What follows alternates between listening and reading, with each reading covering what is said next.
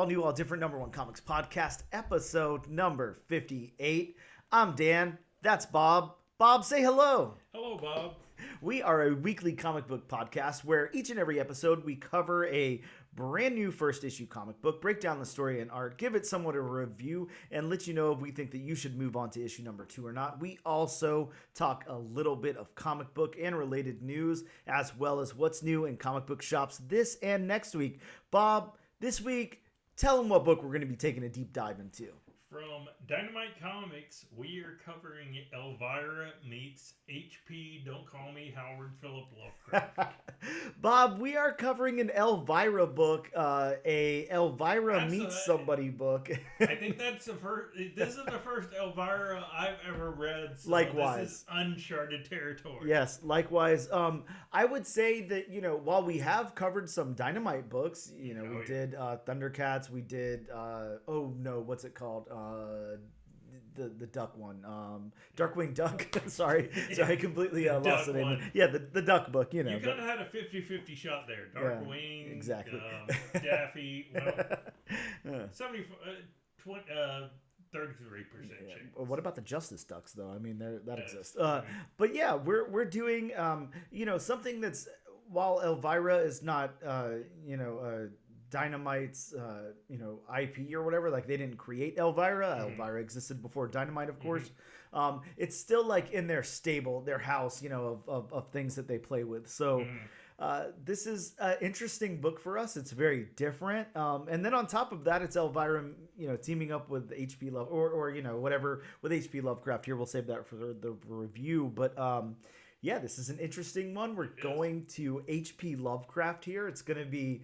I feel like we're going to have a lot to say about this book. out of the three choices we had to pick from last week, I was really hoping the wheel landed on this one. And it did. Just because of what it is. Yeah. It's just like Harriet Tubman, Vampire Slayer. Just the title of the book alone sold it for me.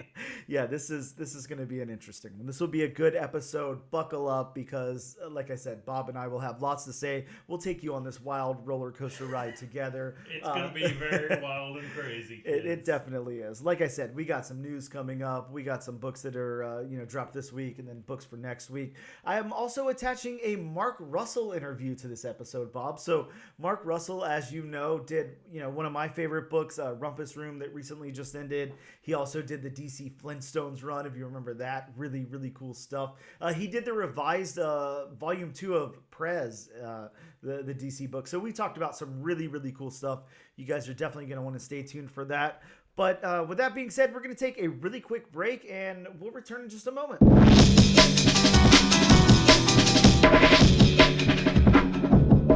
Welcome back to episode number 58 of the all-new, all-different number one comics podcast. Bob, it's the news section. It's time to talk about news. We always have this running joke here, especially, lately, that there's no news and there's nothing to talk about. And then we got freaking bombarded last week with more news than we could actually handle on a super-sized episode that hit like the 2-hour mark. Thank you, Super Bowl. Yeah, exactly. So this time, I don't know. Look, there's definitely news. There's some cool stuff to talk about. That is for sure.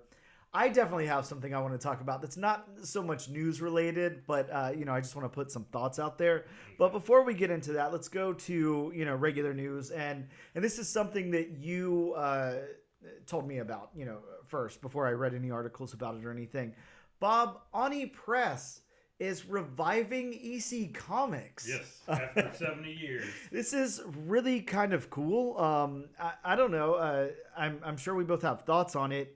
EC Comics, standing for Entertaining Comics, which I didn't know that. I didn't know that's what the EC stood for. I guess it's kind of like, we know what DC stands for, but it's like, you really just kind of don't care. It's just, synonymous with the letters. So you're like not really thinking like, what does this mean or anything? Yeah. But yeah, Exciting Comics is what that originally stood for. And EC Comics, started in like the 1940s. And it only lasted through the mid-50s before they kind of shut down operations, which is really surprising. if you think about their impact on the comic book industry, yeah. that's, how long they were a publisher. Like maybe as long as, Now Comics or Malibu or something like that, not somebody who had been in the game like really long. Even a publisher like Valiant has been around longer than EC was, which is pretty crazy to think about. So of course, EC being popular after.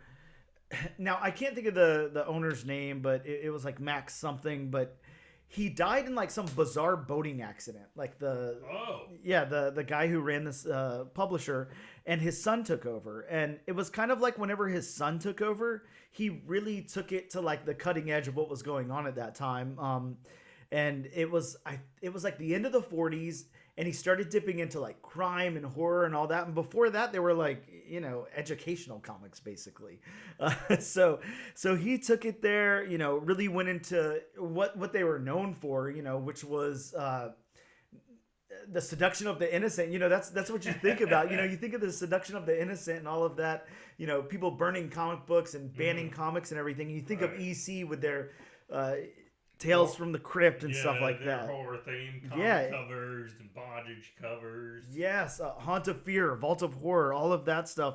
The even the Two-Fisted Tales and the crime suspense stories and all of that, like dealt with a lot of murder, a lot of like drug use, a lot of stuff that you're not really thinking of in like the late 40s, early 50s for, Americana, but it was definitely out there. So the comic industry really didn't see any of that till the Silver Age started. Yes, precisely. But EC was kind of on the cutting edge here, so I don't know, kind of cool to have them back.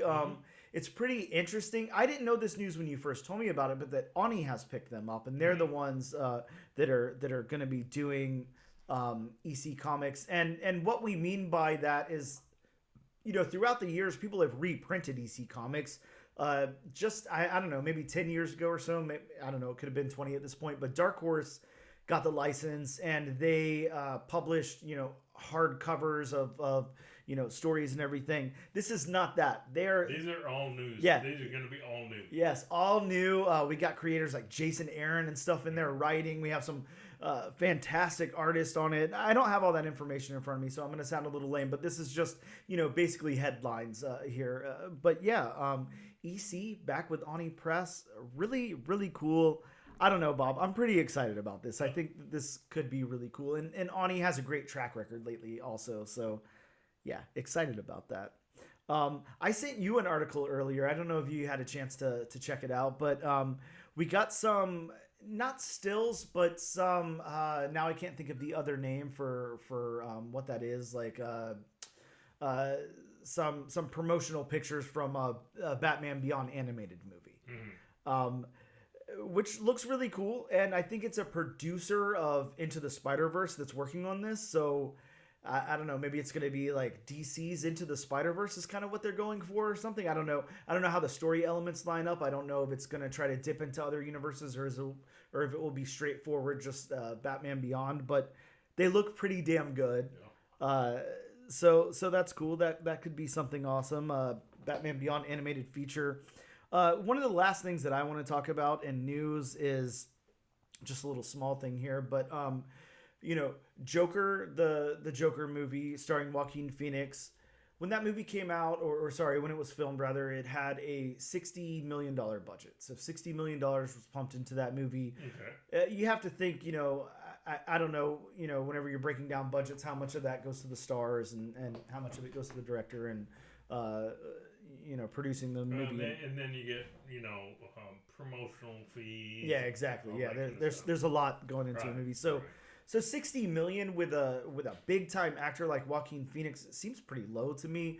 I don't know when this was made public. It seems like it was just made public now, but Warner Brothers is pumping 200 million into Joker 2. So $140 million increase over the first movie. So pretty big increase there. I would think, obviously they're paying Joaquin like an inflated salary on this. Well, I mean, they're paying Joaquin, but also Lady Gaga. Yeah, and that's the other thing I was going to get into. Now she's going to command something. Even though the last film did have Robert De Niro in it, who I'm sure he doesn't get paid pittance. Yeah, I'm sure. $140 million increase.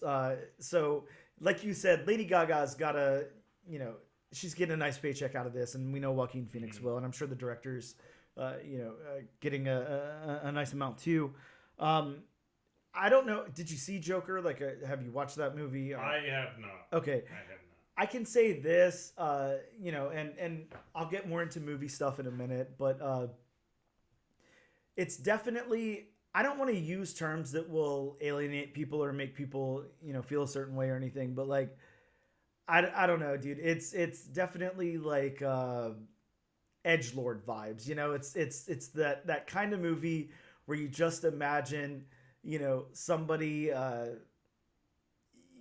trying to relate themselves way too much to, and relate their actions way too much to and everything. So I wasn't into it. It seemed it was cringy to me, to speak in modern terms. so here's a question to try to compare it to something else. Yep. So we all know that the most grounded version of Batman is the Christian Bale Batman. Sure. Yeah. The Nolan trilogy, the Robert Pattinson Batman movies. Just, that remains to be seen, considering there's only been one of them. Sure, and it was impossible to watch because it was just a black screen. But yeah. So, and of course, you've seen the Joker. I have not seen it, so I'm not going to weigh in my opinion. Sure. Do you think this version of the Joker, Joaquin Phoenix's version of the Joker, would fit in Heath Ledger's Joker side? Do you think Joaquin Phoenix's version would fit in to the Nolan-verse Batman lore? I don't think so, and the reason I don't think so, and the reason, I mean, not the reason I have a problem with it, I'll obviously have a lot of problems with it, but one of the things that I don't really like is kind of the same thing we're seeing in comics right now, this Joker year one type of thing. Like, the problem is, who is asking for more Joker backstory? Do people like the Joker because he is, this super fleshed out character that we know everything about, and we understand that he had this bad upbringing and turned, and became like, no, that's not why people like Joker. Right. They like him because he's like, a maniacal laughing clown who fights Batman or whatever. Like, whatever reasons they like Joker for, the reasons. It doesn't have anything to do with his backstory because, famously in the comics, there's not much backstory. It's a lot of mystery. It's a lot of intrigue. You put your own spin on it, whatever. But I think, the problem is it's an origin story. And who was asking for that? And then, if you don't want this, obviously you want the Joker to be dark. The Joker's dark. It's a dark character. But if you don't want this dark of a backstory on your comic book character, I mean, sorry, it's there. They put it out. It's there, whatever. You can choose to, not go with that or whatever. But, even though it's like kind of like an Elseworlds type of story or whatever, they say it doesn't directly tie into anything DCU related. But, with a film that big, with a budget that big, with all the star power behind it and everything, who is not going to say that's the backstory of the Joker? Right. It's synonymous with the Joker now. So it's a definitive backstory, in a lot of people's minds. So I mean, yeah, my definite, short answer is no. Like, I don't see it fitting in because Nolan did a perfect take on the Joker, in my opinion. He didn't give him this long, drawn-out backstory. Like, same thing, why we love the Joker in the Batman animated series. Like, look at that origin. It works perfect, So I don't know. I think it's, I don't know. I mean, yeah, they even wrote it in the comics that Joker even has said, if I have an origin story, I want it to be multiple choice. Exactly. So, yeah. I mean, Joker doesn't need a backstory. Of course, everybody who listens to this podcast knows I'm a huge Star Wars fan. I hated the fact in the movie, in the Han Solo movie, they tried to give him a backstory. It's kind of like, or they did give him a backstory. It's kind of like, No, Han Solo is one of those characters you don't need a backstory. He just is. Yeah, exactly. Joker does not need a backstory. He just is.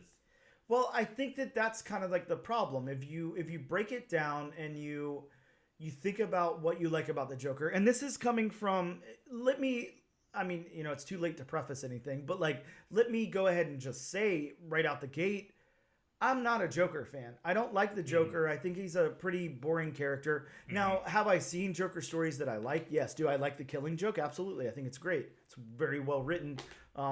There's good Joker stuff out there, and I'm not denying that at all. It's not like a shit character or anything, but my problem is I just don't really like the Joker that much, whatever. But, to say that, anyone was complaining about the Joker's motivation or lack thereof or anything, I don't think that was a problem anybody was having. I think a lot of people liked the fact that it was this cat and mouse with Batman and Joker. There wasn't much backstory behind it. It was just the Joker's a bad guy. Batman's a good guy. The Joker finds ways to, go foil Batman's plans, and then Batman goes after him and whatever. Like, that's what people liked about it, was that back and forth. It wasn't his motivation. It wasn't that Joker needed some huge motivation to be the way that he was. And I think that's the problem with that movie. It gives too much motivation for him to be who he is. And you're creating that backstory there. And I think that there's a lot of repercussions for that. Do I think that it's like dwindled the popularity of the character or hurt any of that? No, absolutely not. I'm not stupid. People still love the Joker, and a lot of people like that movie, but I don't know. I think it's very interesting. It's very, very interesting that this movie is a musical. I think that that's something that, until it's said, you don't really think about. Of course, we both know that, and we knew that going in, but it's not on the tip of your tongue. You're not sitting there thinking like, okay, they're about to do like a musical Joker with Lady Gaga in it. You're just thinking, okay, there's a sequel to the Joker. And then, till it's said, you're like, oh yeah, oh shit. Oh yeah, it's a musical. Why am I seeing this? So I think that that's, I would say that's probably like the strongest thing, going for it, that, they're thinking about. I keep saying they because I can't think of the director's name, so excuse me for that. But like, it's being thought of in a different way, in a different like creative way and everything, and that's interesting. But I can promise you, like, I'm gonna watch the movie just to see what happens.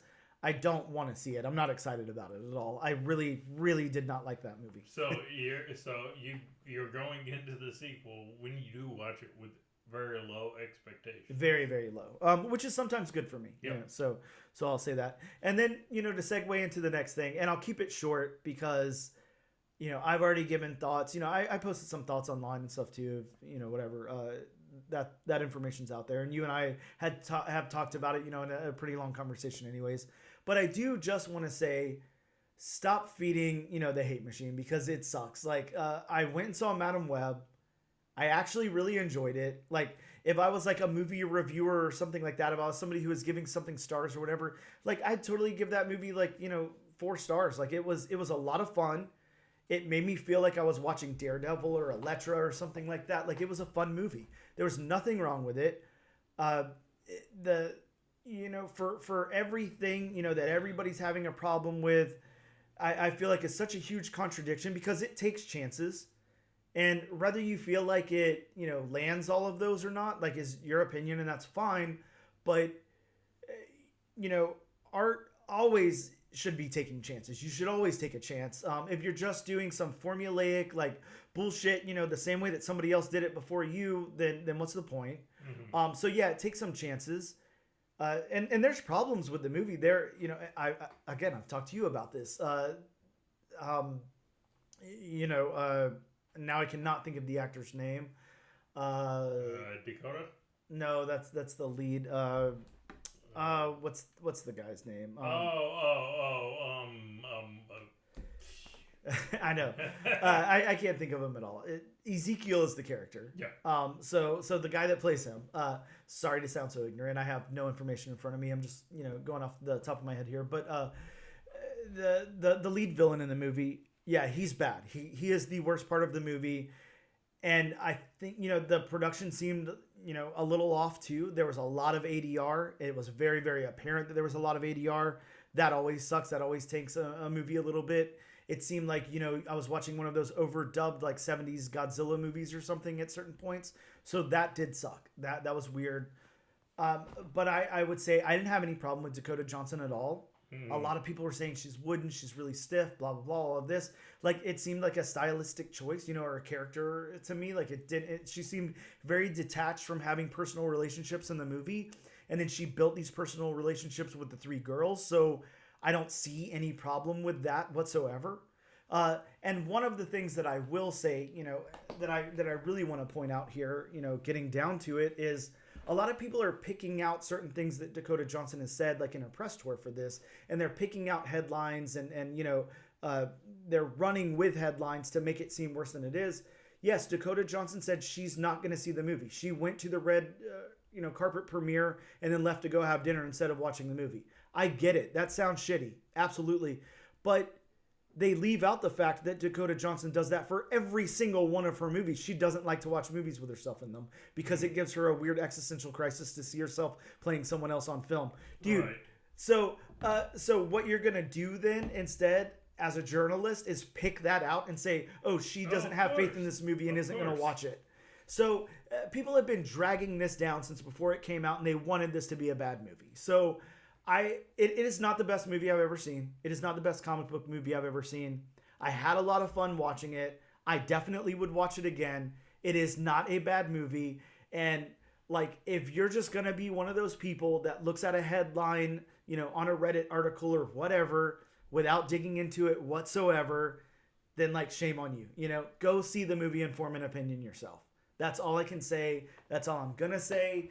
And, that would be like, me writing articles or whatever, saying the Batman was the worst movie I've ever seen. I didn't see it. I tried to watch it. I couldn't make it through it because I personally didn't like it. Can I say it's a bad movie? Absolutely not. Maybe if I sat there and watched the entire thing, I would absolutely love it. I'm not going to say it's a bad movie. It didn't keep my interest enough to sit down and watch it. So if I did the same thing for Madam Web, I could not, in good faith sit here and say it's a bad movie and it's the worst thing ever and it shouldn't have been made because I don't know. Right. And the actor's name who plays Ezekiel Sims in the movie, if I'm pronouncing this right, is Tahar Rahim. I'm sure you are pronouncing it right. That does sound correct, Tahar Rahim. Okay, great. Yeah, I mean, I could have done without him. That's all I'm going to say. Right. His character was needed, of course. Yeah, absolutely. Yep. I think that it should have went to someone else. I just found out today, though, he is like he's an overseas actor. I think he's Iranian or something like that. I think he plays in movies from his home country, and it's got to be hard to cross over into this, especially with all the problems this has with ADR and stuff. So maybe it's not 100% him. I don't know. He just seemed so out of place in the movie to me. He did not belong at all. All the women in the movie, fantastic. They did a really, really good job. I thought it was really good. Anyways, I'm gonna get off the soapbox for that. Just wanted to get that out there because I'm so tired of all the bad press for it. It's so insane. Like, I just don't get it. It's crazy to me that now, in the year 2024, like, people don't even give things a shot anymore.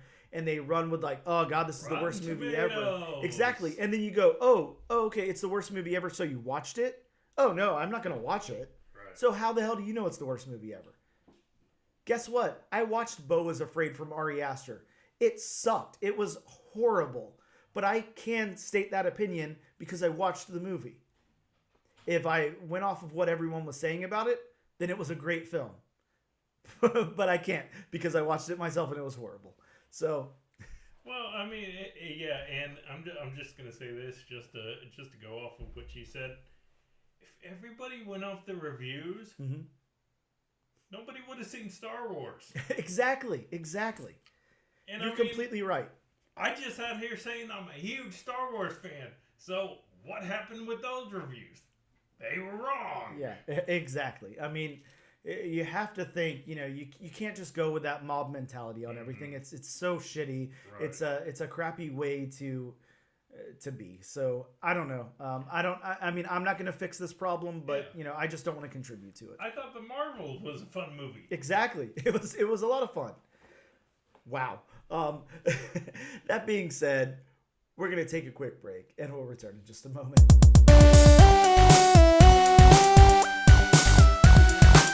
And we are back with episode number 58 of the all new, all different number one comics podcast. Bob, we are going to talk about some comic books that are in shops this week. Hopefully there's some possible first appearances. Possibly some possible first appearances. From Marvel Comics, we got Alien, Black, White, and Blood, issue number 1. So Aliens getting the black, white, and red or blood or whatever treatment. I like how they do that. Like sometimes it's red, most of the time it's blood. I don't know. Whatever. We also got another volume of Edge of Spider-Verse. So Edge of Spider-Verse issue number 1. This has the first appearance of Weapon 8, an alternate reality version of Spider-Man. Bob, this one got a 1 per store, or actually how it's being classified is a 1 to 3 per store. So I guess depending on how much they order from Penguin determines how many copies they got. So they could get 3 of them? I guess so. I got my 1 copy, so whatever. We also got Incredible Hulk issue number 9. This one's got a first appearance, not a possible, but a first appearance of Frozen Charlotte, a serial killer. We got Predator number 1, a new volume of Predator. Bob, written by Ed Brisson, who was just on the podcast talking about The Displaced. This one has the first appearance of a super predator. We got Spider-Boy issue number 4, and Bob, I know you love this. We talked about this at our local comic book shop this morning. This one has the first appearance of Boy Spider. So, I mean, is that like an alternate universe version of Spider-Boy? Because, I mean, basically all they did there was, flip the name. So, yeah, I mean, flip the words does around. Marvel have a negative universe like DC does? Maybe. I don't know. I haven't read the issue yet, so I'm not exactly sure what's going on with Boy Spider. But look, I'll give it this. Spider-Boy has actually been fun. It really has. Yeah, so really I a lot of it, it's like, it sounds silly, and then you read the book and it's fun, so whatever. And I mean, it does have that, it does that theme very well. Yes. Of the whole, young superhero sure trying is, to yeah. balance, real world life and trying to balance superhero life. Yeah, While completely at the same agreed. time, of course, young kids, teenagers, they're going to get starstruck. Absolutely. Yeah, it's a fun book. I really highly suggest everybody read that. We got issue number 2 of Ultimate Spider-Man, so the next installment here in the Ultimate Spider-Man universe. I'm excited to see where this goes. That first issue was a lot of fun. It was crazy. It flipped some things absolutely on its head. So hopefully this issue keeps up with that. I haven't read it yet. The only book I read was the one that we're covering so far, but I did flip through it a little bit. I didn't flip through to the end, but I just kind of wanted to see the first 4 or 5 pages. So it looks great. From IDW, we got Teenage Mutant Ninja Turtles source book. So this is issue number 1 in a 4-part series, and it's like a $7.99 cover price. They're very, very big. It's like more than a double-sized issue. But it's a source book. It catalogs every single character, location, and important event in the entire history of the Teenage Mutant Ninja Turtles, like in the last 40 years. So, wow. Yeah. I was gonna say when you said source book, but then you said 4-part, it's like, wait a minute, a source book isn't an actual comic. Yeah, this is cool. I flipped through. Man, this thing's intense. This is really cool. I'm actually excited about this. If you're any level of Teenage Mutant Ninja Turtle fan, I know it's a big investment. That's $8, 4 times, but I don't know. This seems pretty worth it to me. I'm definitely grabbing the other 3 copies. So other 3. So you can basically learn the history of the last 40 years of the Turtles. Yeah, exactly. So pretty cool. Pretty cool that they're putting that out. From Image Comics, we got Cobra Commander issue number 2. I know we're both excited about this. We got the Six Fingers number 1. This is so weird how they did this, and now I cannot remember the name of the issue that came out last week, but Rom V put out a comic book last week or maybe 2 weeks ago now. I think it was called The One Hand. Yes, it was called The One Hand, and it follows like an investigation, type of line, a detective, all this stuff. Really interesting. And then the book kind of drops off, and I won't spoil anything, but obviously you can tell by the title, like the person they're looking for has 6 fingers. So then this book comes out called The Six Fingers, and they don't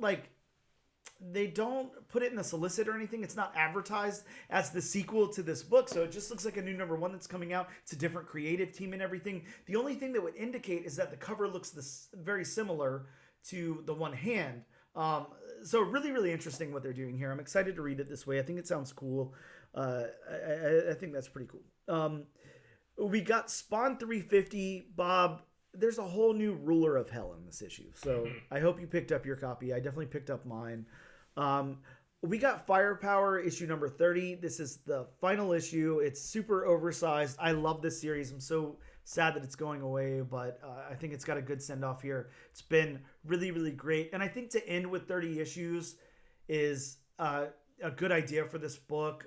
It's been awesome the whole time. It hasn't dipped at all. So ending on a high note, never dipping down to that, issue or story arc where it just kind of sucks or anything, is a really good way to end it. So who knows? Maybe they'll come back in the future with something else, but this is a good send-off. From Boom Studios, we got Man's Best, Ashcan. We got Invasive number 3, a book that I know we're both excited about. Some Colin Bunn horror.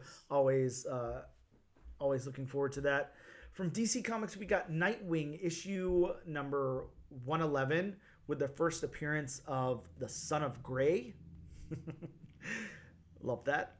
We got Batman issue number 144 with part 3 of Joker Year 1.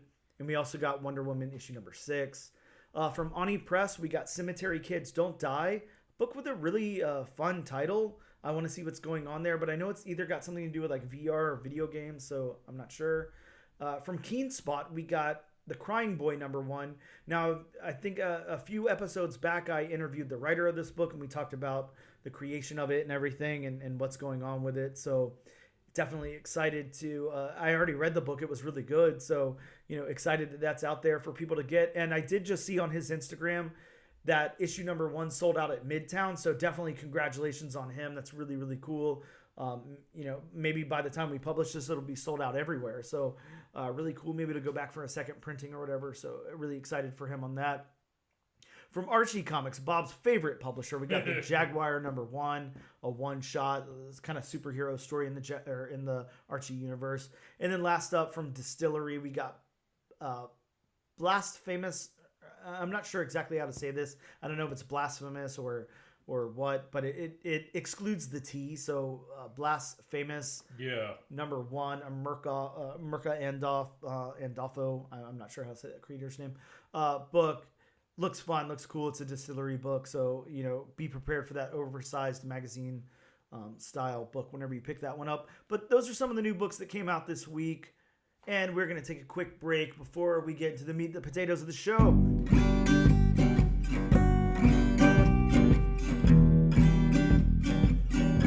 And we are back with episode number 58 of the all new, all different #1 Comics podcast. Bob, we are about to talk about the book we're covering today, which is Elvira meets HP Lovecraft from Dynamite Comics. This is a off-the-wall crazy book for us, so I'm excited to talk about this one. I think this will be a fun conversation. I think this will be a fun book to cover. Before we get into our review of it, of course, let's go over Dynamite Comics solicit for the book. And sometimes there's some different solicits here. Sometimes there's a overall solicit and then one for the single issue. So I think this is a overall solicit. I don't see one for like the single issue, but the solicit reads, "It had to happen someday. Elvira accepts the collect call of Cthulhu and finds herself on a comical quest for the last copy of the Necronomicon with the ghost of HP Lovecraft. Will she be able to tolerate Lovecraft long enough to save the world from the great old ones? Find out in this tale of cosmic comedy and tentacled terror from writer David Avaloni, sorry, and artist Kuber Ball." So hopefully I said those names right. as we know, I'm not the greatest I don't know, speaker of names. Well, if you didn't, you'll get an email saying you'll get an angry email. I know, you asshole, you said my name wrong. So let's go into the creators for a second. David Avallone. Again, that's what I'm going to go with. Who knows if the E is supposed to be pronounced? I have no clue. I think this is going to be for, kind of the same thing for both of these creators here. They're pretty much working with Dynamite. That's pretty much their wheelhouse. David's biggest credit is for Elvira, Mistress of the Dark, Betty Page Unbound, Betty Page, Elvira in Horrorland, Elvira meets Vincent Price. So yeah, the list goes on and on, but it's a lot of stuff like that. He did do a comic called The Twilight Zone: The Shadow, so definitely something that I have a few copies of, given my love for Twilight Zone. But yeah, it's all a lot of Dynamite Comic stuff. And then artist Kuber Ball, kind of the same thing. Illustrated for Jennifer Blood, Elvira in Monsterland, Kiss, Vengeance of Vampirella, Army of Darkness, Furious Road, Jeepers Creepers. Hey, I do have that Jeepers Creepers series from 2018. Red Sonja, Swamp Dogs from Scout Comics. Yeah, kind of the same thing. Did maybe a cover or something for G.I. Joe, Real American Hero at some point. But yeah, most of the stuff is Dynamite related. So yeah, these guys are pretty comfortable in their wheelhouse here at Dynamite. Seems like David pretty comfortable writing Elvira, and the artist pretty comfortable illustrating Elvira and Dynamite characters. Let's go into my synopsis. Elvira meets HP Lovecraft, opens with Elvira and a dog or werewolf or maybe a hound dog creature, I don't know, who's obsessed with Elvis. Is that like an existing character from somewhere? It does remind me of, early Universal monster werewolf. Yeah, I wonder if that's an existing character. If it is, my apologies, I sound dumb, but I'm not familiar with it. So it's a like a dog creature who's kind of like a Elvis. Everything he says is an Elvis song lyric, so kind of fun. Either way, they're in a dream where HP jumps in to interrupt and to enlist Elvira in fighting dark forces. HP learns of Elvira due to legends of her defeating Vlad the Impaler and Lucifer and strolling out of hell. She's not interested, and then she wakes up. HP arrives in Elvira's real world through one of his books on her bookshelf, and the two are at odds with Elvira calling out HP's misogyny and racism. But then he explains, but when he explains the stakes of her not helping, Elvira agrees to help. The two go to a place called the Museum of Madness and find a copy of the Necronomicon, and HP reads a spell and evil forces come to take it. It turns out it was a counterfeit, and HP suggests that the pair go to Arkham. We flash back over to the evil forces, and they bring the counterfeit Necronomicon to Dr. Dexter. He reveals it to be a fake and begins morphing into... now, I always have trouble saying this character's name, as you would imagine. Nia Larthotep is what I'm going to go with. Okay. Because I looked at that name and I'm just like, what? I mean, I'm familiar with the poem, but you say it in your head versus saying it out loud is interesting. Anyways, the Nia Larthotep, the Crawling Chaos, and he suggests that Elvira will lead them to the Necronomicon.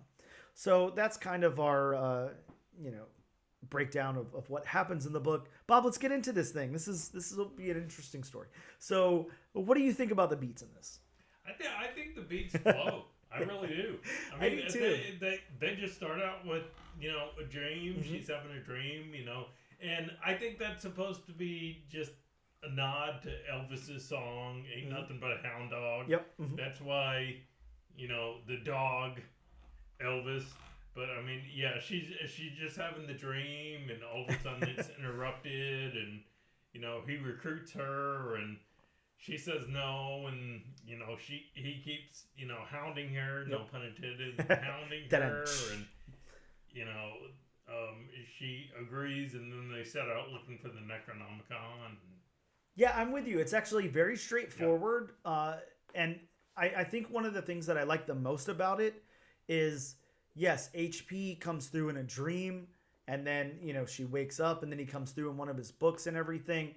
Now, in somebody else's hands, that might be more convoluted. You know, they might be like, we got to find a way to bring him into the real world and everything. That might be a little too confusing. Exactly. I love that it's just kind of glossed over. And it's like, just accept the fact that, you know, the ghost of HP Lovecraft is coming to stop these things. Right. And he's coming through in one of his books. Like, we don't spend any time on explaining it. Elvira doesn't break the fourth wall by, you know, saying anything about her. I guess not the fourth wall, but you know what I mean. She doesn't go into, like, how did you get here or anything. That's not important. He's there. It's HP Lovecraft. Yeah. Yeah, it doesn't matter. So I like the way that was done in the book. I think that it was a smart decision.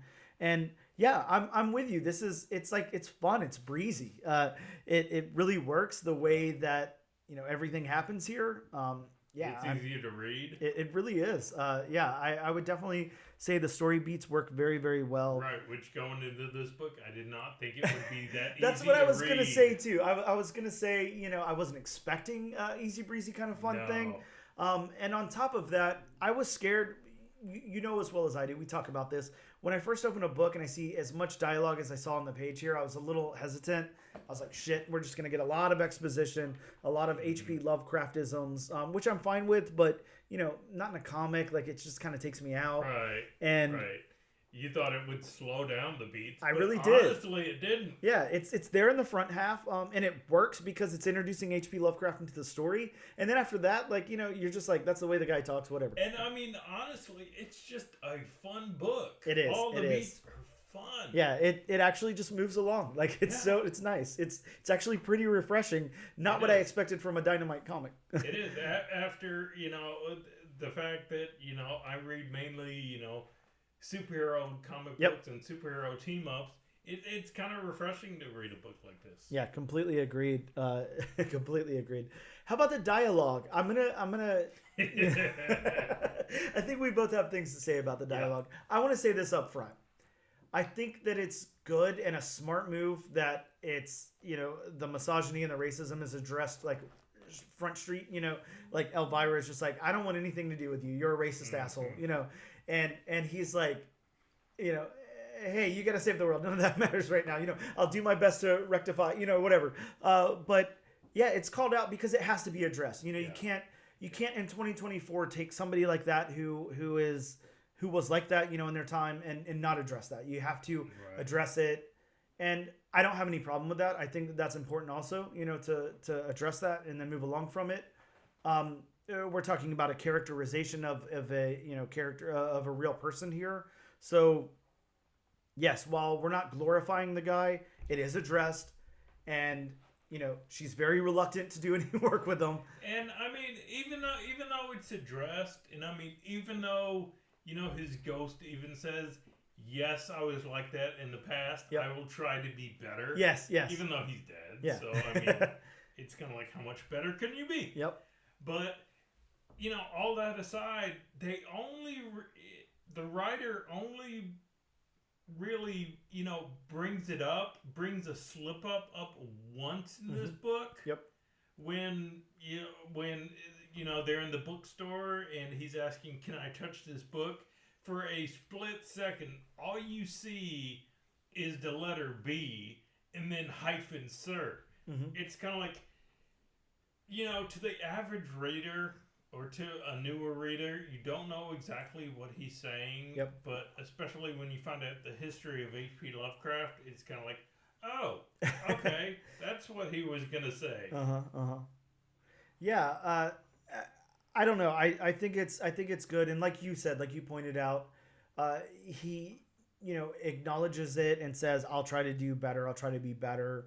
And look, we can't control what H.P. Lovecraft did. Obviously, he had a huge impact on the, you know, world of horror, sci-fi, fantasy, all of that. Huge impact. So, you know, we can't, you know, say he didn't exist or whatever, because, you know, he did. He had a really really big impact on that world.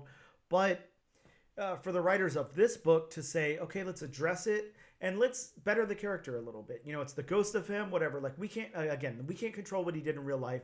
But as his ghost, we're saying, all right, he's going to try to be better. He's going to try to do better here.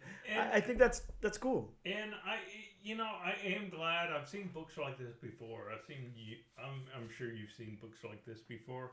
I'm glad, it's not like every single page there was, a reference to it. Yeah, I'm yeah. glad it wasn't, going that direction heavy. It's kind of like, we know, they say it in the I mean, his character says it in the comics, and then that's basically it. Yeah, and I think, I can't tell the future here. I don't know what's going to happen moving forward in the story or anything. But I would think that the way that this is written, I can kind of see that it's gonna be there. It's gonna be like a. But it's not gonna be front and center. No, it's not absolutely be the not. Overarching point. No, absolutely not. But it's gonna be a reason for them to like get in little arguments here and there or whatever. Right. Her to bring it up, every now and again. Which I think everybody is expecting. Yeah. Because when you boil, the story down to its simplest form. It is a fish out of water story. Yeah, absolutely. But I'm with you. This is fun. The dialogue's fun. We go into some deep, time period appropriate, dialogue from HP Lovecraft. It's cool to see these two like interact, and Elvira talk the way that she talks and talk the way that he talks and everything. The dialogue works here, and then all the side characters too. Well, and I will say that I will say this. I don't know. I know about HP Lovecraft. I know what he's done. Yep. I know his whole legacy. Yep. I don't exactly know how he talked. Yeah, sure. But man, somebody gave that dude a thesaurus in his back pocket. Oh yeah. Some of his dialogue, it's like, oh my god. Yeah, exactly. I'm like, wait a second, let me pull out my dictionary and see what this word means. And then not knowing really anything about Elvira, not reading an Elvira comic. I did not know she broke the fourth wall. Yeah. I did not know about that. Yeah. But she does, come off like a sassy smartass at times. Sure, yeah. Which, again, I'd never read anything about Elvira, so this is my first time getting to know her, and I like her. I do too. I like the fact that in that little bit of dialogue there, she talks about, I can't remember if it's in the dream or after the dream, but she talks about just kind of wanting to be like, in a tight dress and not saving the world or whatever. Like, yeah, that was in the dream. Yeah, it's funny, Some of the dialogue's funny here. The only thing I can take out that I didn't love was, and it is fourth wall breaking, so it's not the fourth wall that I had a problem with. It is, sometimes referencing comic books as funny books, like, I don't know, I can do without that, The Dynamite funny books. Wow. I can do without that. That was a little too meta for me, but that's my only complaint. I'm talking one word balloon, that right. I didn't love. Right. Other than that, this, again, just like the beats, it's easy breezy, it's fun, it flows. I was almost kind of sad, turning to the last page. Like I was almost, wanted a little bit more. So, I'll definitely give it credit for that. The narrative of the book, it really worked for me. I don't think we need to say much about it. We've talked a lot about the other stuff here, but the narrative really, really works. Their narrative works. It works. It's very straightforward. The world building. We have HP Lovecraft going into Elvira's world, which I'm assuming is our world. I don't know exactly where, Elvira takes place or where her home is and all of that. But, we do get a little bit of world building here because we have, a few pages of a dream sequence. Then we have Elvira in her home. Then we have, these two on a mission together. And we have what I assume is like these henchmen going to like another dimension or something. I'm not sure. Or at least they come out from one. I'm not too sure exactly how that works. Well, no, that's a church in the Mojave Desert. Well, yes, but okay, so it's that straightforward. It's like it's right. on this plane of existence. Okay, right. Understood. So it's all just kind of taking place, maybe out west or something. I'm not too sure, but the world building it it really works. Yeah, it does. They populate it with some of these, Lovecraftian horrors here, and well, and I mean the world building is straightforward. It's not one of those things where it's like, where is this place? Exactly. Yeah. And they're places that can exist. Yep. It's not like unrealistic scenery or background. Yes. Yeah. This this really worked on a lot of story levels. Let's see if the art works, Bob. Let's go into the art again. That artist's name I'm gonna have to pull up here because it was definitely not like a name that I'm super. Kuber Ball is how I'll pronounce it. So let's go into Kuber's art. Let's go into the characters. From what I know of Elvira, from what I remember, like, was Elvira introducing, like, I don't know, horror movies, like on like TBS or something late night, or is that a different character? No, that was Elvira. Okay, yeah. So from what I remember of Elvira, this looks like Elvira. It looks great. The character designs really work. Yeah. Because I had to refamiliarize myself with HP Lovecraft before we started recording this episode. Yep. And while it's not taken verbatim from an HP Lovecraft photo, it's really, really close. Yeah, it looks like HP Lovecraft. Yeah, you can tell who it's supposed to be, absolutely. All the characters work well here, really well. They look great. Yeah. I think, spoiler alert, because we still have to get through the whole art review, but this is a really good artist. Really good. I wholeheartedly agree. I mean, that's one reason this book was so easy to read, because the art was so good. Yeah, it's actually really, really good. This is a very good artist. Really well crafted. And I mean, everything. Of course, as you know, it definitely passes my background test. Oh yeah, I think that it over exceeds on your background test. These backgrounds are fleshed out. I was going to say this might. I mean, no, not to take anything away from any of the other artists that I've praised their backgrounds, but this may be some of the best background work that I've seen. The backgrounds in this, the characters, everything was way better than it needed to be for an Elvira meets HP Lovecraft book. I'm honestly, I think that, opening the book and seeing that first page of art, I was like, wow, this is stunning art. It's very, very good, and it's not what I expected. Yeah. And then reading through the book, and the beats and the dialogue and all of that, I was like, God, this is so much better than I expected it to be. It's so much better than it needed to be on a story level, on an art level, all of that. I mean, you have a dog with a mohawk. Yeah, and some pink hair. Yeah, absolutely. That's a great looking dog, by the way. Yeah. I don't know, man. I hate to say it, but it's really firing on all cylinders. Yeah, it really is. Let's just really quick, we already talked about the backgrounds and that, the locations and the colors. Let's just kind of hit them, really quick, just so we can cross that off the list. Locations, perfect. They look great. I'm transported to different locations. I feel like I am. It's so realistic, but so stylized at the same time. Like it's very, very good. The colors pop hard, and this has an individual colorist, and that is Walter. Bob, do you want to help me out with that last name there? Walter Pereira. Okay, Pereira. We'll go with that. Super, super good. The colors work really well with the art here. Because I mean, and not to cut you off, sure. But, about the colors, one thing I really like. I mean, considering who this book is about, HP Lovecraft, one of the, best sci-fi writers of all time. Sure.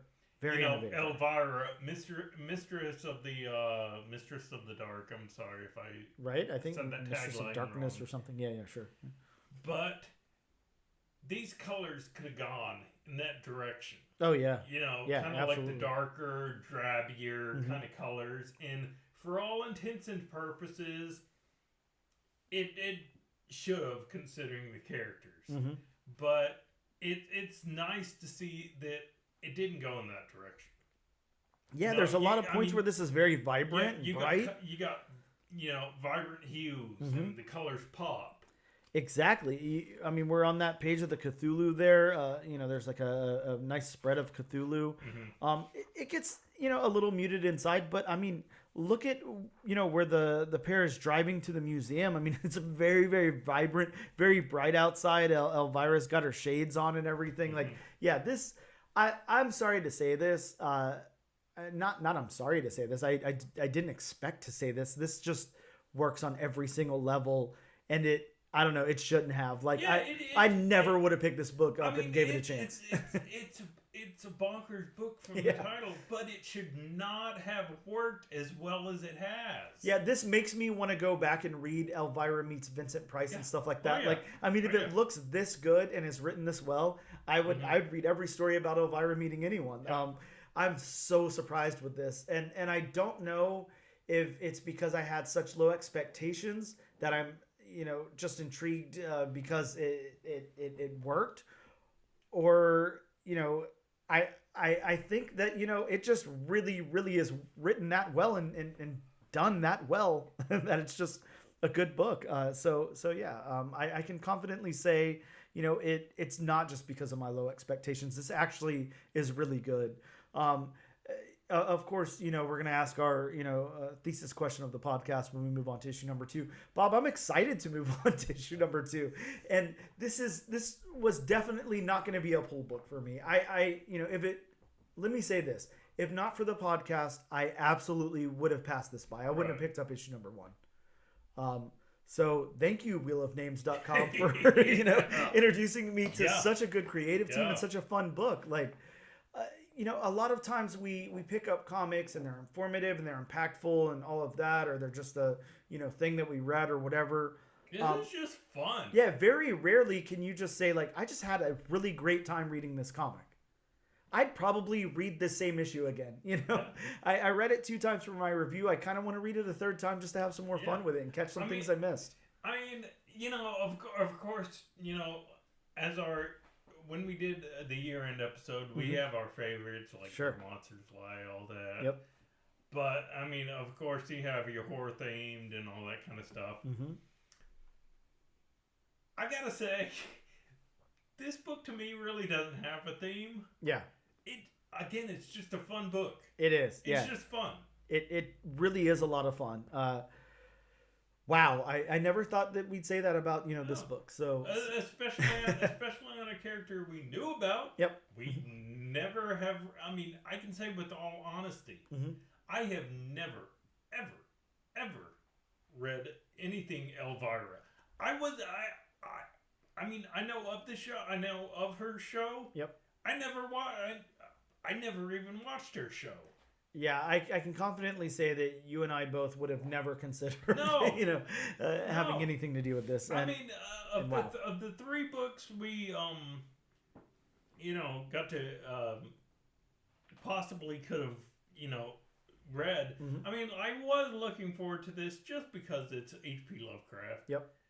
But even I have to say, I went into this book with low expectations. I really did. Oh, yeah. And just cracking open this book from the dream sequence alone, it's like, oh man, this is going to be good. Yeah, it really is. I strongly suggest, you guys check this out and add it to your pull list because it's actually really good. All I can say, in wrapping up, our review of this is the strongest of Bob, I can't think of the word, accolades, whatever, to the creative team here. David Avalone, Hubert Ball. I don't know. I mean, if they're able to pump this out, I would love to see what they're able to do with something that like I really cared about from the get-go, or something. Like throw these guys on like a Planet of the Apes book or something. Give them, I don't know, maybe I get lucky and Dynamite gets the Jurassic Park license and they do a Jurassic Park book or something. Like I would love to see these guys on something that I really, really cared about. Because to be able to take something that, is just something that I have heard of before and from page 1 make me really invested is, I don't know, really impressive. Mm-hmm. So yeah, that's our review of Elvira meets HP Lovecraft #1. Absolutely check it out, you guys. It is very worth your time. We're going to take a quick break. Then you guys are going to hear an amazing Mark Russell interview, and we'll be back in just a moment.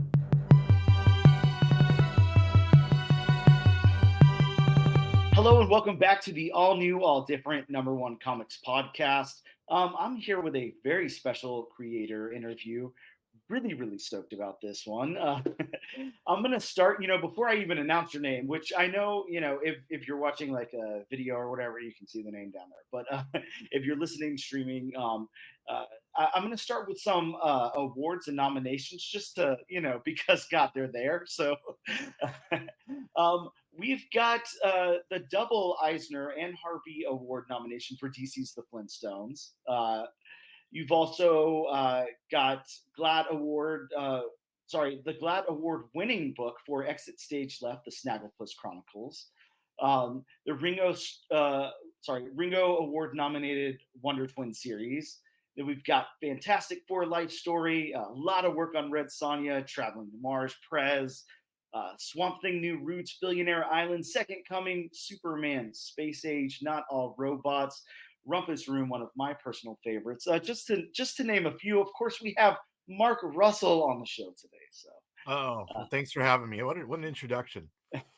I mean, hey, that's all you. You did all that stuff. So yeah, I know. Really, I lost awesome. most of those awards, but I'm happy to have been nominated. Really amazing output, though. I mean, just on that alone, just some amazing stuff. And that's not even like, I don't know, eighth of it. So you're pumping stuff out, and all quality stuff at that. I'm doing it out of pure economic self-defense at this point. I just got to keep writing to stay alive. Well, hey, we appreciate it. I know that. Well, thank you. Well, yeah, thank you so much for joining me today. How's it going over there? How's it in your neck of the woods today, your side of the world? Oh, it's a beautiful day in Portland, Oregon. It's nice. Sunny and 50 degrees, which we don't often get in February. So I'll take it. Even though I have to be inside, I still enjoy it.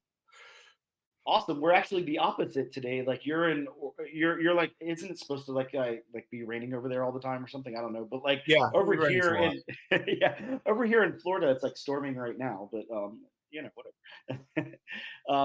Well, let's start off talking about, we'll go over the basics, the thing that everybody asks every comic book writer, all that stuff. Looks like you kind of got your start in comics, at least professionally, around 2015, somewhere like that. And the first credited work I'm really seeing is like the second volume or reboot of Prez, the DC book. That's right. That was the first comic book I ever wrote was Prez, which they thought would be cute to redo Prez in the run up to the 2016 election. But they didn't have a lot of people who would write something that that was funny or satirical in their regular bullpen of writers at DC. So they thought a little bit outside the box, and they approached me and asked me if I'd be interested in writing a comic for them, which I'd never really thought about writing comics before. I'd never really considered it a possibility. But when you get a call from DC Comics asking you if you want to write a comic book, it's a little hard to say no. It was just sort of a golden opportunity. And I found once I started doing it that I actually liked it better than writing prose, that my mind actually works more visually. It works more like a comic book than like a novel. So I've never really left. And Prez is like an interesting start. It's such a cool series that, original volume from, I can't remember the year off the top of my head, but I want to say it was early 70s, I think, something like that. Yeah, it was like 73 and 74. Right? Yeah, something like that. Yeah, or yeah, exactly. But, and it's a really good book. It's really fun, but it's like a little obscure for a DC book. And you wouldn't As was mine. But yours is, I can't think of a single person that doesn't love your run on Prez. Like, it's a lot of fun. It's a good book, and to think that was your introduction to writing comic books. That's all of our comic book readers here, like introduction to you as a comic book writer. Really outstanding. Really cool. I mean, it seems like you had been in the game for a while at that point. Yeah, well, I think I lucked out in the sense that writing comics felt kind of natural to me because felt like I'm more of a visual thinker. So putting it into comic book panels didn't feel that alien to me. I of course I'm a lot different as a comic book writer now. I feel like I've grown a lot as a comic book writer, and a lot of the things I did in Prez, I look at now and I sort of cringe, like how many how many panels I tried to cram into a page, and how many words I tried to cram into a panel. But really, I think that was my boot camp where I sort of learned the trade, and and also was sort of my epiphany that, like, oh, this is really the kind of writing that that's most natural to me. Yeah, one of the things that I love to ask, writers, especially since you have like a pretty clear memory of, what you were doing at the time, writing press and all of that, is your communication with the artist on that work, especially since it was, you're breaking into comics at this point, and you had, done other sorts of writing before this, but not comic book writing. What was your communication like with the artist? Were you kind of like jam packing in those notes, like, all right, I want a wide shot on this, and the character should be doing this, and blah blah blah. Like, did you give the artist a lot of freedom in the book? Like, how did you guys work together on that project? A little of all of that. I actually communicated quite a bit with Ben Caldwell, the artist, because it was my first comic book. I didn't really know what I was doing, and he doesn't typically do interior arts. He's more of a commission and cover artist. So and it was the only title, first and only comic book I'd ever worked on. So so I think I probably emailed him a lot and talked to him a lot about what I was imagining, more than I do so now that I'm working on, like, 4 titles a month, and I have to be more economical with my communications to artists. I really didn't, it was one because I was nervous that I was doing it wrong, which I probably was, and also because it was the only a title I had on my plate. I think I probably communicated with him more than probably any artist I have worked with since. And the notes I put in the panel descriptions were usually kind of spare, which was good for him because he brings a lot of his own imagination and a lot of his own creativity to the art. So he's able to fill in with a lot of details. But also, I think it helped to have a lot of the communication that didn't go into the individual panel notes. It was more sort of about the idea of what the characters should be like, or what the look and tonality of the series is going to be. And I really try to sort of mimic that model as much as I can, where I talk to an artist beforehand about what I see the series being like, or what I see the characters looking like, or the tone and the source of the humor and stuff. And then I try to give them, after that point, as much freedom as possible to do their own thing with the art.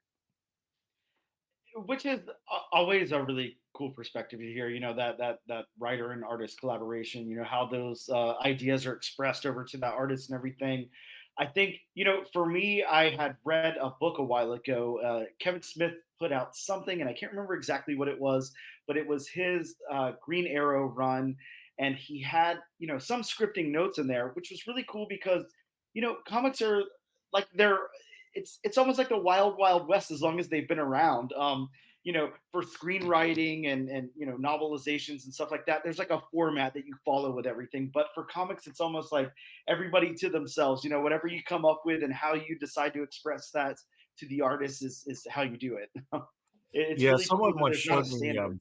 the first page of Alan Moore's script for The Watchmen, and I almost broke out in hives when I saw it, just because it's like I was just trying to imagine, the poor artist like reading this and thinking I've got to like somehow take all these ideas and put them into one panel. Hmm. And so in a lot of ways, it sort of made me think that I was lucky and that I didn't really know what I was doing, because it was probably made me much easier to deal with when I was putting in, more or less one element per panel and letting the artist sort of fill in the gaps. I've since developed my own sort of rule of comic book writing, where Hmm.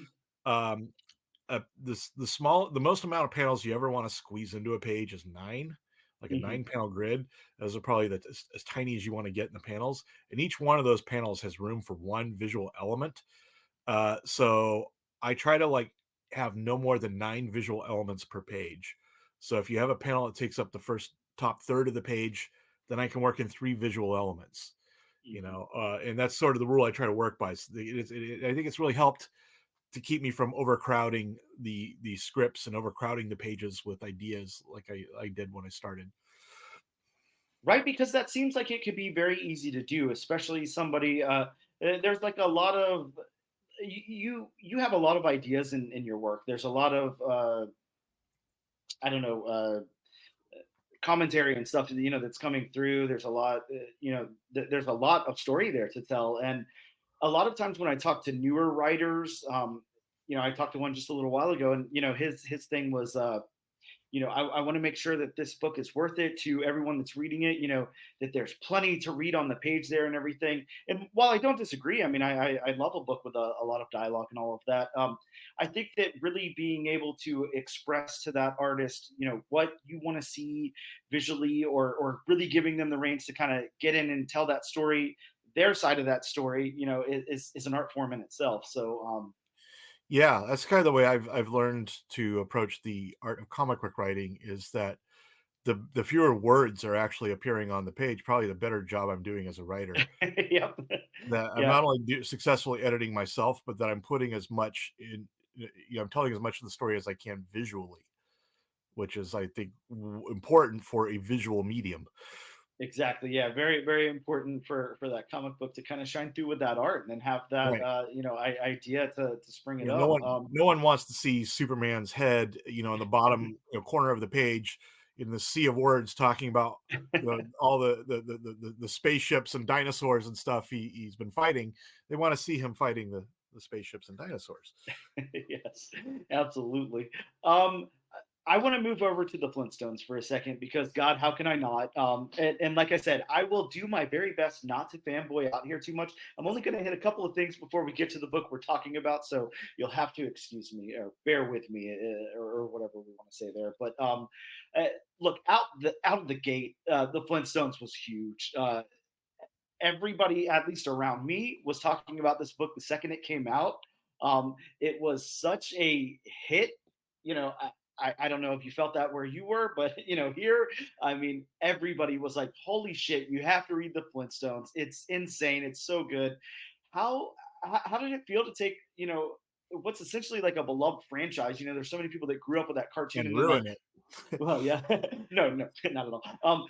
Grew up with the cartoon, and loved that cartoon. Grew up with reruns of it, whatever. Flintstone kids, all of that stuff. There's even some, you could say now, or in recent memory, people that have a lot of affection for the John Goodman movie movies and stuff like that. And how was it to take such a beloved franchise and like add so much to the story? What was your experience like with that? Well, at first, when I started writing it, when the first issue came out, the reviews were very mixed. Like, there Mhm. were people. I mean, I think part of it was that people just didn't know what to make of it, because it was very different than what people were expecting. People were kind of Sure. expecting a tasteful homage to the cartoons, and my opinion is there's nothing worse than a tasteful homage. There's nothing people would less rather read Mhm. than, sort of a polite hand clap to something they barely enjoyed to begin with. Sure. So I really wanted to go my own way with it, and I thought, well, what is it that I find interesting about the Flintstones? And for me, the big answer was that it was the world's first civilization. And so I thought, well, I'm going to make this about my sort of polemic about all the things civilization got wrong. And I thought I would spend each issue talking about one thing I see as like sort of a cardinal sin or a foundational error of civilization. And that was kind of the secret sauce of my take on the Flintstones. And yeah, eventually, people did come around, and most of the feedback I got was overwhelmingly positive. But it wasn't like that at first. So like the first couple issues, I was thinking, well, this is the last comic book they'll ever let me write. And but I thought, well, if that's the case, then I'm just gonna, go down saying what it is I have to say, which, is, I think, was ultimately the secret to its success, is that people just Mhm. wanted to read something that wasn't some writer trying to be too cool for school, or try to like, well, these people will read anything. I'll just regurgitate some crap I read 15 years ago. I think they wanted to read something that was really somebody talking about their honest to God opinions about what the world and what's, where we went wrong.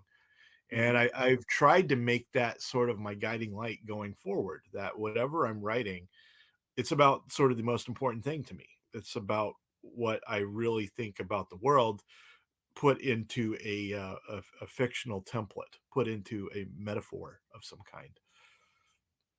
I think that's what makes your work so impressive to me and makes it, so personal to me as well. And obviously a lot of members of, our audience here on the podcast, but, just a lot of people that I encounter in the world of comic books. You have something to say. Now, whether everybody agrees with what you say or whatever is, their own problem or Yeah. opinion or whatever, but Not holding my breath on that one. Yeah. no, but it's important because, like you said, you're not just taking some rehashed idea. You're taking something that, you know, whether or not it's important to you or not, you make it important to you by involving yourself in it and saying what you need to say and getting your opinion out there on that. And by using something like the Flintstones as that platform to say stuff like that, I just think is genius. And I did, before that, I don't see anybody else doing stuff like that in comics with things like that. So I mean, it's just pretty Well, thanks. groundbreaking. I think again, it's probably a symptom of the fact that I didn't know what I was doing, and It worked out so I well. thought, well, I'll just do what seems right to me. Mhm. Yeah, definitely worked out in your favor, at least from this guy. So, yeah, really, really good stuff. I love it a lot. Look, again, this is probably my last chance to fanboy out here, so I'll do it, and then we'll get to the book. But Rumpus Room, I have to talk about Rumpus Room for a second. It is one of my favorite modern comic books, absolute favorite. You were able to inject a lot of what's you know going on in the lives of like the annoying like rich and famous and specific political agendas and all of that into this book, and we talked about this a little bit on the last topic, but are you ever scared to discuss divisive subjects like that? Like, are you ever scared to alienate like portions of your potential audience or anything, or Oh, I feel like I've probably alienated everybody who's already going to be alienated by me. So no, it's all I'm playing with the house's money at this point. Yep. No, I don't, because I feel like there's no point if you're trying to write something that's for everyone. You're probably doing it wrong.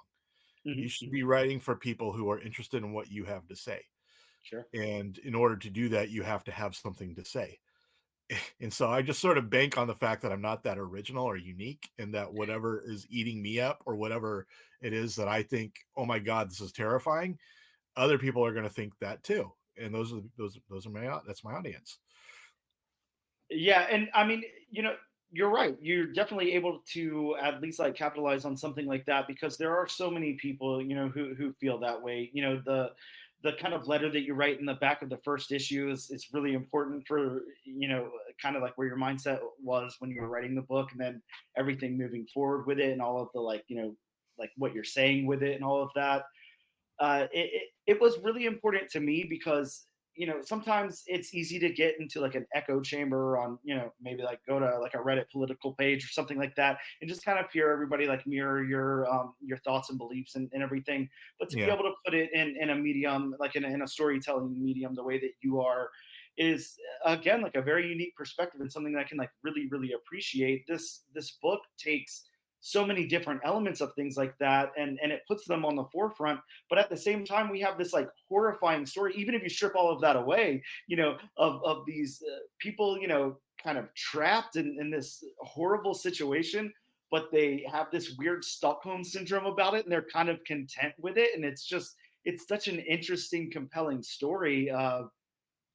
I would hate to ask you like where it came from or anything lame like that, but but it's just it's almost like if you take something. I don't know, and I never want to be rude to any other creators or anything like that. Everybody has their audience and everybody has their art and everything, and that's there's something out there for everybody. But it's almost like what I wanted something like Saw, the Black Phone, the comic book Red Room. It's like what I wanted that stuff to be, but it wasn't because it just wanted to like gross me out instead.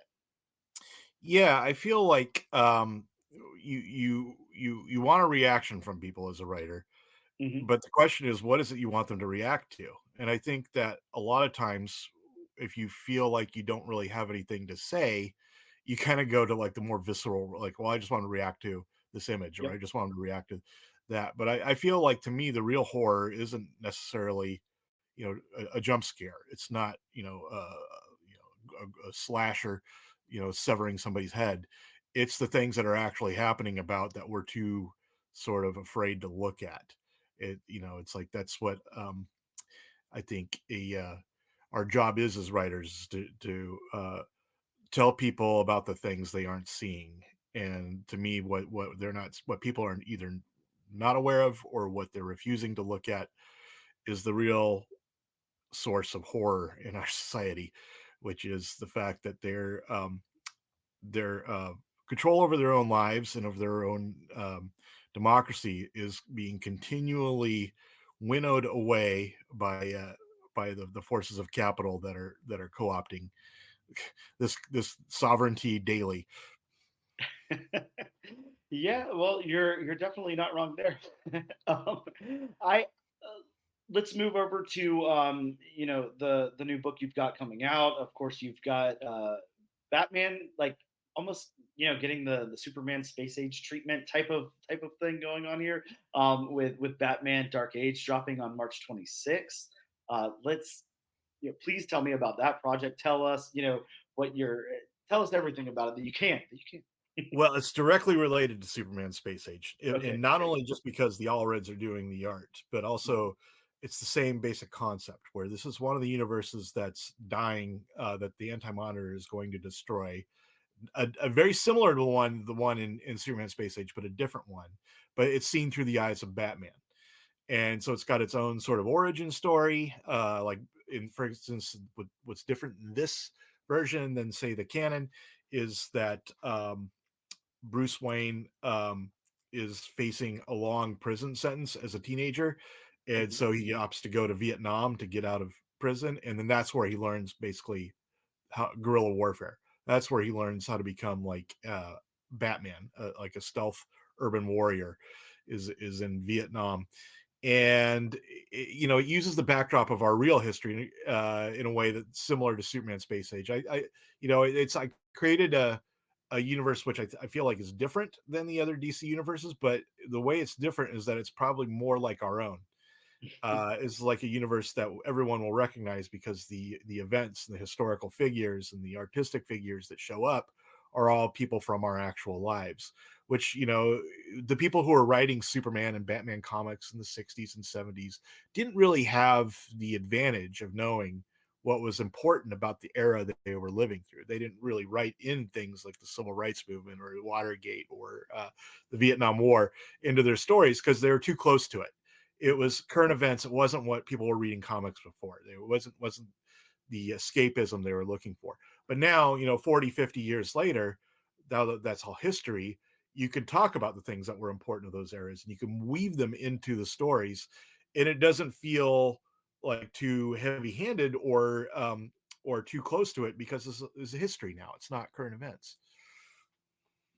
Yeah, that I love the Superman Space Age book. It is so wonderful. I remember when look, just like Rumpus Room, I am absolutely going to be picking it up. Rumpus Room had, I think it was issue one, but it could have been two. I can't remember off the top of my head.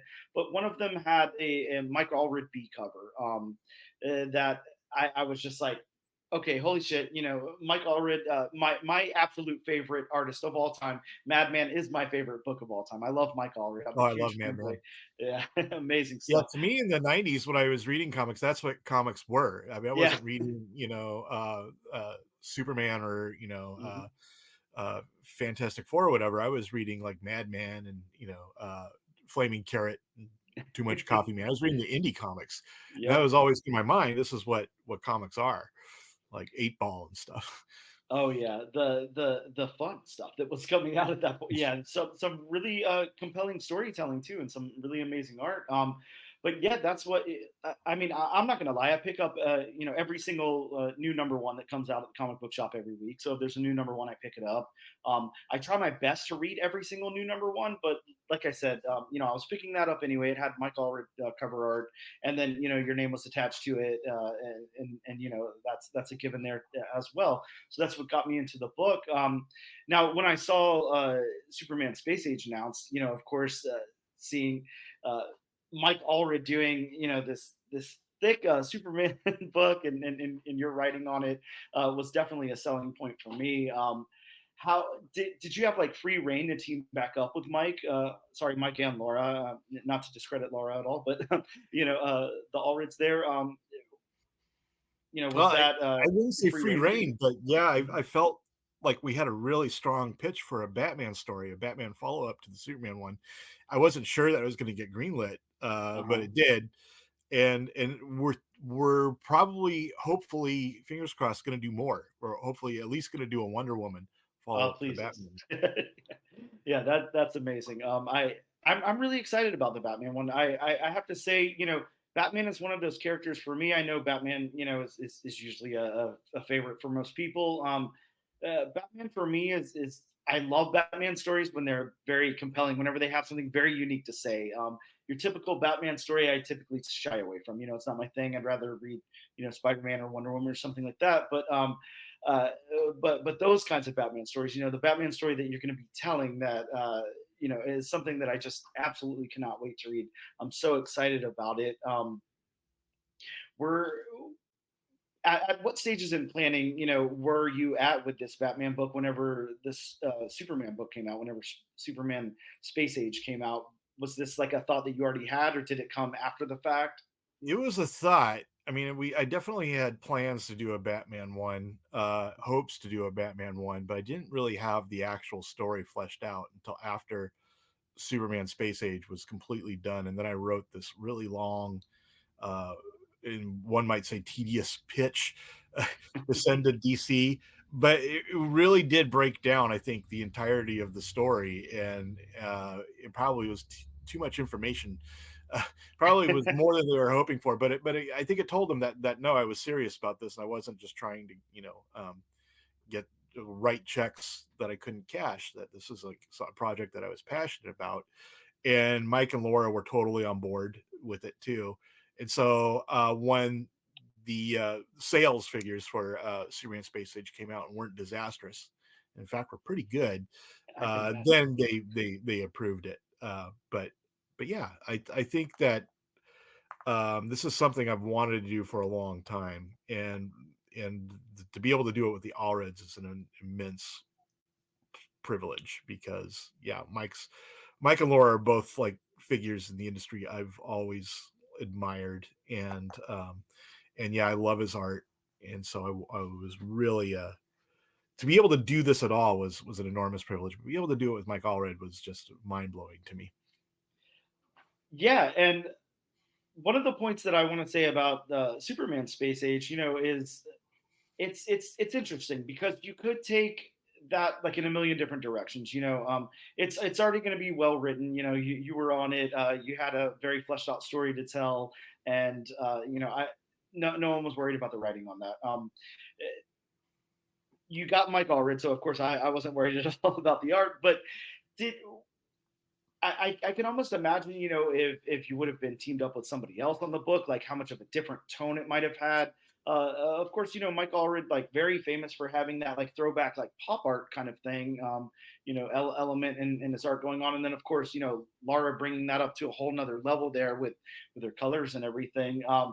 I think it's the perfect pairing here, the three of you on that book. Like I just can't see it with any other creative team, and I think that was just such a wonderful choice. I don't know if I already asked you this. I'm sorry if I did, but how did that come about? Did you advocate for Mike? Did you guys like kind of talk together before this idea came out, or did you kind of put pen to paper and you're like, I think Mike would be good for this? How did all that happen? Yeah, well, when it got approved initially, the Superman book, Mhm. my editor Brittany Holzer spoke to me and said, "Well, think about artists you want to draw this." And she said, "I don't want you to think strategically. I don't want you to think about people you think you might get. So like, think about who you just want, like bucket list, who you want to be able to draw this. And you make a list, and I'll make a list of people we think would be right for this. And we'll come back and compare them. And Mike Allred was the name on both our lists. So we thought, well, this So is cool. clearly, who we want. So let's start with him, and then we'll work our way down after he tells us no. And the fact that he like picked up the phone and said yes, it was like it was rare for me, a rare occurrence in this industry where you actually get your first choice artist. You get the first person right off the bat. I mean, there are certain artists who I work with a lot, but usually when I work with them, we have them sort of lined up before the project is even approved. This is the first time where it's like, well, a project's approved now, we got to find an artist, and It it working just sort of backwards. all fell into place. So it was really felt fateful to me, and even more so to learn, because I had no idea that Mike Allred lived in Eugene, Oregon, which is where I Mhm. grew up, Oh wow. and just a 2-hour drive from where I live now in Portland. So I actually had the chance to go down, and this was during COVID. But I was able to go down and he stay in one of his Airbnb properties and like hang out with him for about a week Wow. under sort of lockdown conditions, granted, but still we like hung out for like days, just sort of walking around town and talking about different places around town meant to us, and talking about the project and stuff. And I wish I could do that with every artist. Because it was just so nice, because you not only got to talk about, get on the same page about the book, but I got to know him as a person. And I Mhm. think of both Mike and Laura as really good friends now. And it really makes it a lot. It's a different experience to work with people you personally care about. Yeah, which is really cool. It almost gives me that kind of feel of, like when a band rents out like a cabin or studio somewhere for like a month to work on their album together and stuff like that. You're, Right. you're invoking images of that in my head, which is really Right. It cool. I felt can very just much like, imagine. my early days in writing, when I would, Mhm. go to writers retreats and stuff. And, we Yeah. we rent a house on the beach, and just like this writing group would just sort of hunker down and, read each other's work for like, days on end, because we had created this sort of intentional boredom and there's nothing else to do. It reminded me very much of that, where it's like we were sort of locked in a cabin together, which is really a wonderful artistic experience for anyone who hasn't experienced it. Yeah, really a way to kind of workshop those ideas and talk to somebody about getting those out on paper. Yeah, that's amazing. I can't lie to you. The whole when Bob and I started this podcast, Bob is my co-host. He doesn't do the interviews with me, but we do the reviews and everything together. That was our excuse me. We said, before we in this podcast, which has no end in sight, of course. But someday before we die or whatever, I I will get Mike Allred on this podcast, and he was like, he wants to get Alex Ross, and I was like, we're gonna do it, Bob.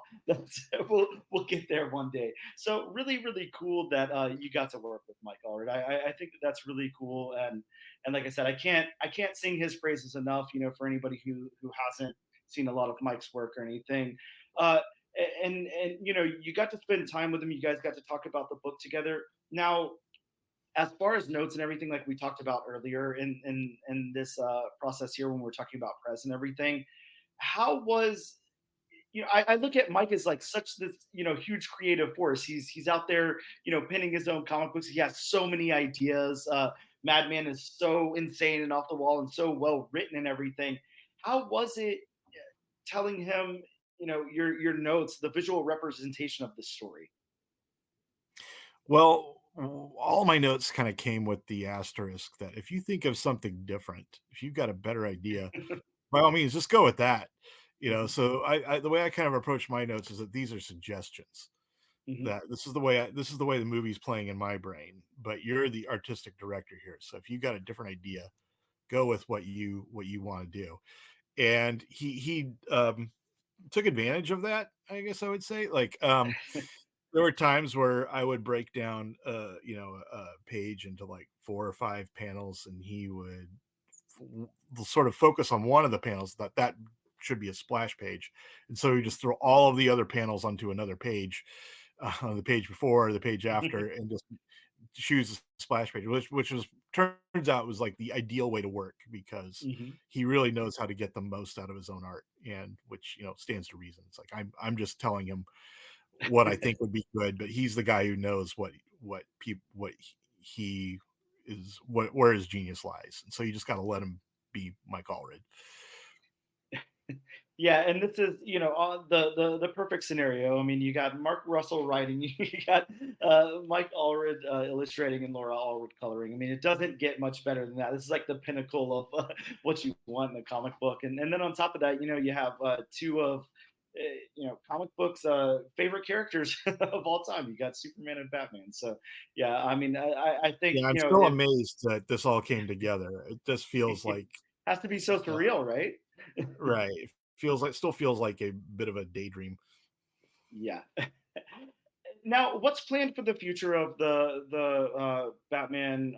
Excuse me, the Batman Dark Age book. I know that it's a little bit less pages than the Superman Actually, Space Age.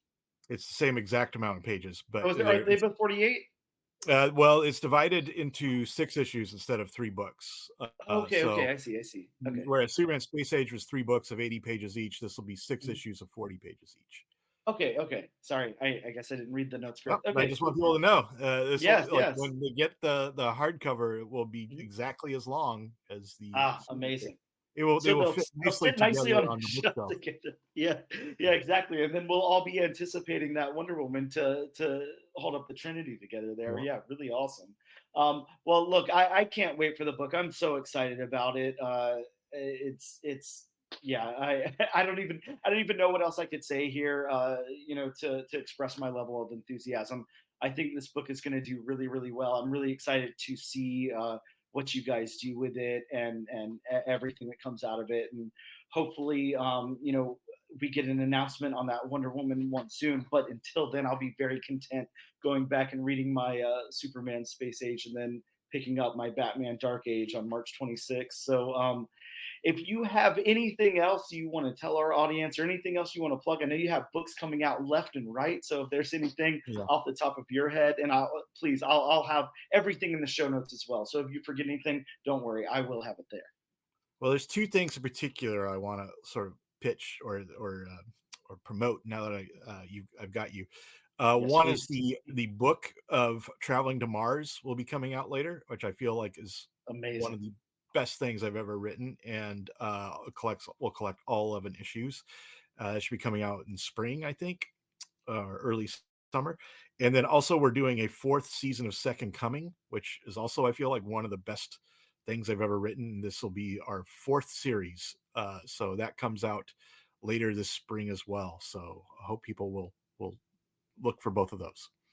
Yeah, I'll make sure I have all of that in the show notes, plus much more.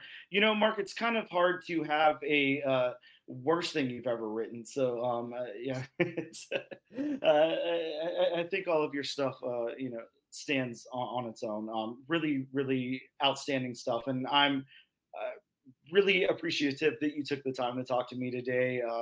Again, I try not to be too fanboy and too starstruck. Sorry if I come across a little bit, but That's what I come here for. That's what I want. yeah. Well, thank you so much. And yeah, like I said, everybody look for Batman Dark Age on March 26th, and all of those will be in the show notes. Make sure you guys click those links. Mark, thank you so much again. I really, really appreciate you taking the time to talk to me Oh, today. thanks for having me, Dan. This is a great conversation.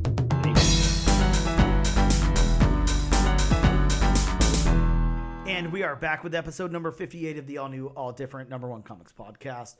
We are going to go over some of the new books that are dropping next week. But before we do that, it is now disclaimer time with Bob. And again, like I always say, these are just a few of the books coming out. It will hopefully coming out next week because life happens. Yeah, whoever knows what's happening next week. So if you want a more in-depth list, please consult elsewhere. Please go to different websites. You can always contact your local comic shop. They'll be happy to read you what is coming out. Just make sure, please, thank you. Yeah, it's always good to have those nice pleasantries. The pleases and thank yous, they go a long way. But yeah, like Bob said, hit up your local shop, look into previews, consult a psychic, do whatever you got to do. I like consult a psychic. That's pretty good. Hey. So starting off the list from DC Comics, we have Flash number 6. Bob, this has one of your favorites, a possible first appearance of Inspector Pilgrim, a shadowy bubblegum chewing ally. That's a random first appearance. Right? Well, it's possible. I mean, maybe they're not in there. An ally that chews gum. Hey. Going to Marvel, we have one of mine and Dan's personal favorites, Punisher number 4. Yeah, man. God, that first Punisher was so good. This one has the first team appearance of Jigsaw, a terror organization. Yes, and not just a character, even though I have a feeling the character is going to make his presence known eventually. I would assume so. We have Giant Size Fantastic Four number 1. A new yet ancient threat arises from the sea. Bob, what could it be? That rhymed. I try. Thank you for that. Could it be Cthulhu again? Even though I think that kind of negates the word new. Well, true, but we have Women of Marvel number 1. Sorry to say it like that. Women. The anthologies that Marvel's putting out. Yes. An anthology of stories. 3-4 stories maybe. That's usually 5, whatever happens. Possibly 5. We have What If Venom number 1. That's right. This is it. Now look, it says it's a one-shot here on the Key Collectors app. It is not a one-shot. I actually spoke to Jeremy Holt. Now, I guess you could look at it as a one-shot, as in they're like kind of self-contained stories, like kind of, but it's not a one-shot. Don't take it that way. This is not a one-shot, but it is it's a series of what if Venom possessed, these different powers, or if the symbiote, attached to, different people. Really, really interesting. I'm really excited about this. So it's kind of along the same lines of the Miguel O'Hara 2099. Yes, exactly. We just had. Yeah. Where they're one shots, but they're connected. Yes. Mm-hmm. Okay. And finally, from Marvel, we have Spider-Punk number 1. God, Cody Ziegler, please come on the show. But yes, Spider-Punk number 1. This is a volume 2 of Spider-Punk. It's titled Arms Race. It's a 4-issue limited series. I love Spider-Punk and I love Cody Ziegler. So Cody, get on the show and talk to us about this book. We could really use you. Those are some of the books that are coming out according to Key Collector, but also there's a few extra books that I want to talk about. So we also have Duke number 3, a book that I know Bob and I are both excited about. Yes. And like I said, we got that Cobra Commander issue number 2 today. So more in the Inner John universe that I didn't know that I needed, but God, I do. We got World Tree issue number 8. So the second story arc in World Tree, in the middle of here. Grimm got a pen and ink adaptation, so that's coming out. We also got an Avatar book, Avatar Frontiers of Pandora. And yes, 1. I just yawned. Yeah, well, exactly. We've got a new volume of The Savage Sword of Conan with issue number 1 from Titan Comics. Bob, everyone's favorite comic book writer, Comic Tom 101, has issue number 2 of his Crashdown series coming out. Speaking of yawn. Exactly. Speaking of a book I'll never read. We got Harriet Tubman Demon Slayer issue number 6. Speaking of a book that I will read, I'm very excited about. And then from Band of Bards, we got Working Class Wizards issue number 1. But as you guys know, it's that time in the show where we go over to the lovely, not sponsored by yet, wheelofnames.com. Fingers crossed. And we spin our wheel. Usually we put 4 books on the wheel. This week we only put 2 because there's not a lot out. Yeah, it's beginning of the year. I mean, it's still pretty light as far as comic book creators. I mean, if you look at the total number of comics coming out, I mean, they're usually, and they have been under 300. Yeah. Oh yeah. It's been light. Which I can appreciate because I don't want to spend $400 at the comic book shop. So hey, I'll take it. But yeah, we're gonna spin our wheel now from wheelofnames.com. We've got What If Venom #1 on the wheel, as well as Savage Sword of Conan. Bob, I'm hitting the button. We're gonna see where it lands. Very exciting. This paints our whole week. It tells our whole future. Bob, looks like we are covering Jeremy Holt's What If Venom #1. Bob, I'm very excited about this book. Very, very excited. Yep. If you guys have not checked out that interview, go back and check out that episode because Jeremy Holt was super cool. And we talked all about this book and everything that's going to be going on with it, with lots of surprises to come, might I add. So definitely check that out. But thank you guys so much for checking us out. Thank you for joining this crazy, crazy roller coaster of a ride that we called episode number 58, where we covered Elvira meets HP Lovecraft. A book that Bob and I didn't know that we needed in our lives, but Bob. God, we do. There we go, the second appearance of Bob. Thank you guys so much. Make sure you use the hashtag #AllNewAllDifferentNation for a chance to win a copy of this book. And I have the lovely Robert Hack cover in front of me, so you're going to want a copy of that. Thank you guys so much. We will see you next time.